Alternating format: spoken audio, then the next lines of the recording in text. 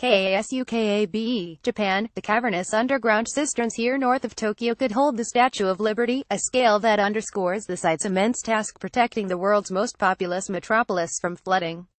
Linked by tunnels that divert water away from the region's most vulnerable floodplains, the $2 billion underground anti-flood system, completed in 2006, is an extraordinary example of the defenses that global cities are readying as they face an era of extreme weather brought on by climate change. In the United States, towns and cities battered by a string of devastating hurricanes are just starting to come to terms with what it could take to bolster their storm protections.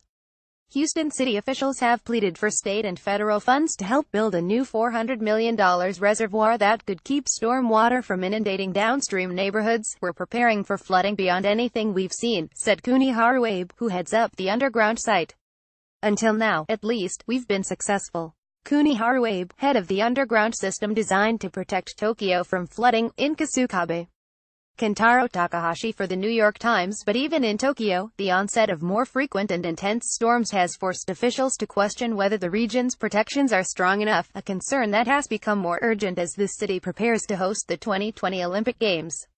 Across Japan, rainfall measuring more than 2 inches an hour has increased by 30% over the past 3 decades, the Japan Meteorological Agency estimates. The frequency of rainfall of over 3 inches an hour has jumped 70%. The agency attributes the increase of these intense rains to global warming, heralding a new era in a country that is already among the world's wettest, with a language that has dozens of words for rain.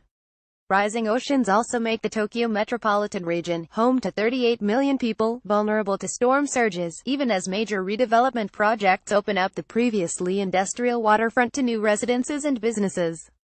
And years of pumping groundwater has led some parts of the city to sink by almost 15 feet over the past century. Wide areas of Tokyo now sit below sea level, protected by aging dikes. A section of the underground system.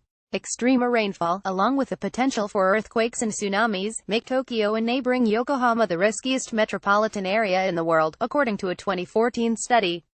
Kentaro Takahashi for the New York Times. Extreme rainfall, along with the potential for destructive earthquakes and tsunamis, make Tokyo and the neighboring port city of Yokohama the riskiest metropolitan area in the world, according to a 2014 study of natural disaster risks by the Swiss reinsurance firm.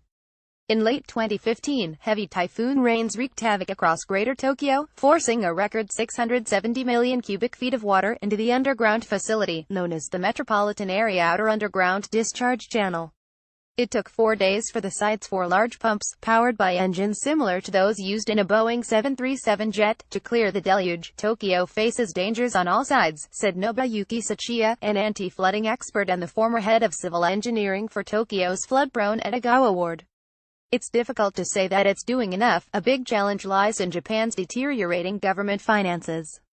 Yasuyuki Iwase, Mr. Abe's deputy, in the tunnel systems control room. Kentaro Takahashi for the New York Times. In late 2015, typhoon rains forced a record 670 million cubic feet of water into the underground tunnels. It took 4 days for the site's 4 large pumps to clear the deluge.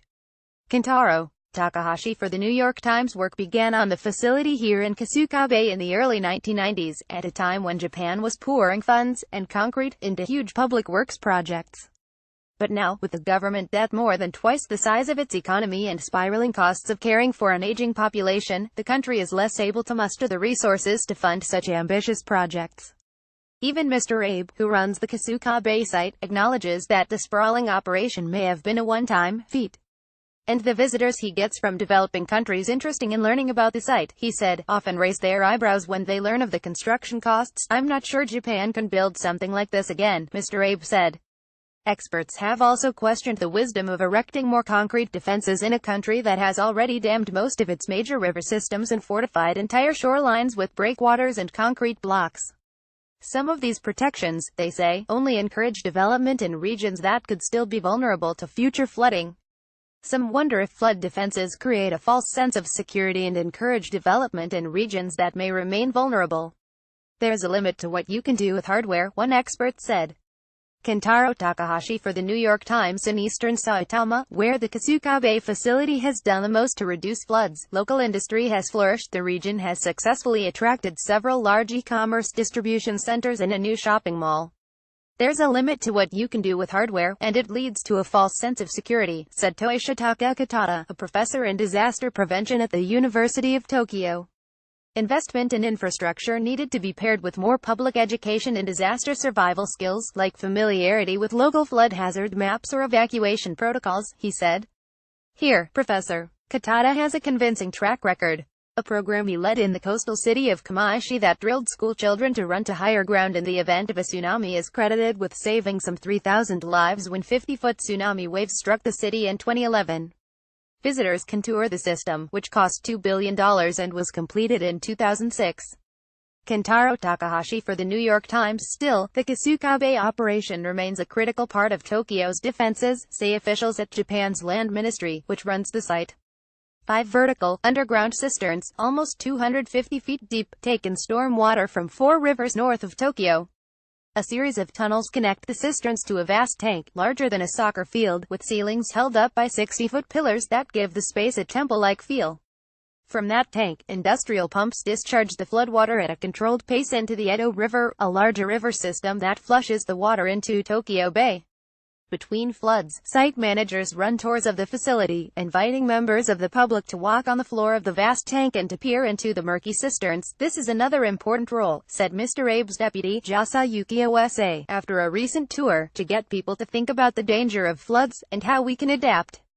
Follow at Night Climate on Twitter. A version of this article appears in print on October 7, 2017, on page A5 of the New York edition with the headline "Japan is spending billions to prepare for floods beyond anything we've seen."